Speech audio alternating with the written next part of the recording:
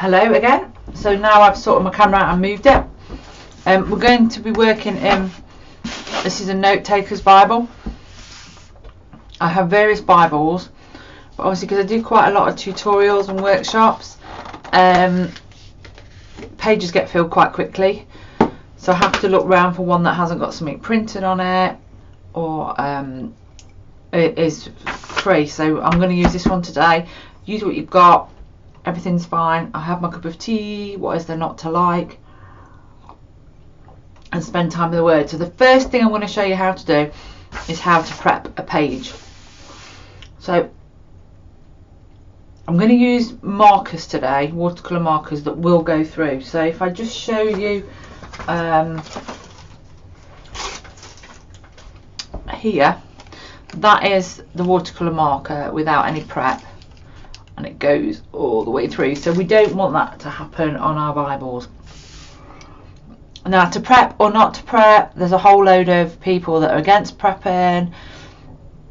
Lots of people are for prepping. It's completely up to you. If you don't mind it going through and you're going to stick something else on the other side, that's fine.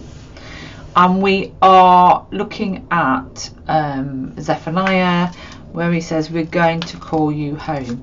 Now, as you can see, there's a drawing on this side, so I wouldn't necessarily go on that side, but we're looking on this side anyway.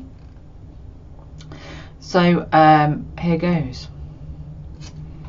So there are two gessos that are really good for this particular task. We can use this Art Basics, or you can use Diana Wheatley's gesso. The reason they're the best is because they're smooth. A lot of other gessos give you a key, a rough texture, which is absolutely fine, but you probably don't want it in your Bible, and you need to have clear.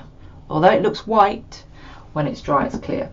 You can put gesso on with lots of things: a blending tool, which I haven't got to hand, a makeup sponge, a sponge applicator, a store card.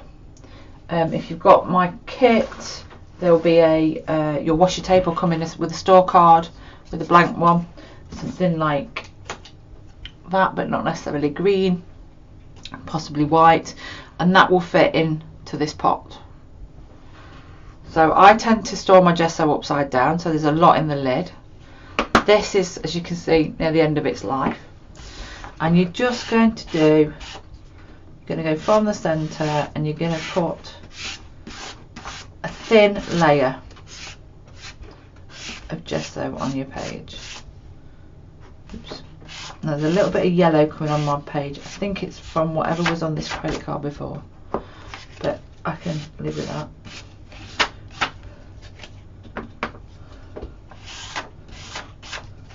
So I've got one layer, and I'm going to get a heat tool or a hairdryer, and as I dry it, I'm just going to slightly pull it to try and reduce the amount of wrinkles.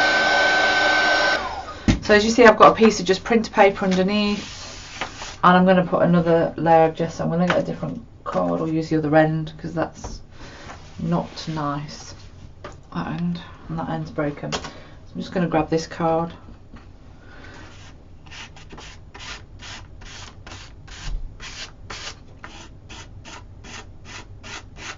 I've just got a little bit of a hair there.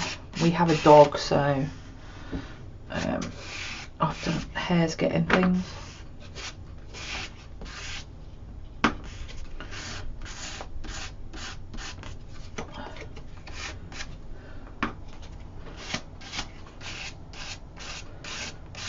So the reason we do two layers is sometimes you miss stuff on the first layer. Now, I don't prep my page every time I use it. I tend not to. I'm a little bit lazy, but I thought I don't think I've ever done a page prep video for you.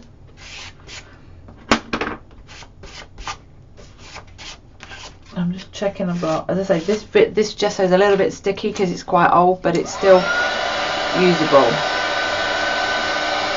So I'm going to look at my pictures that I've saved, and I'm going to draw something.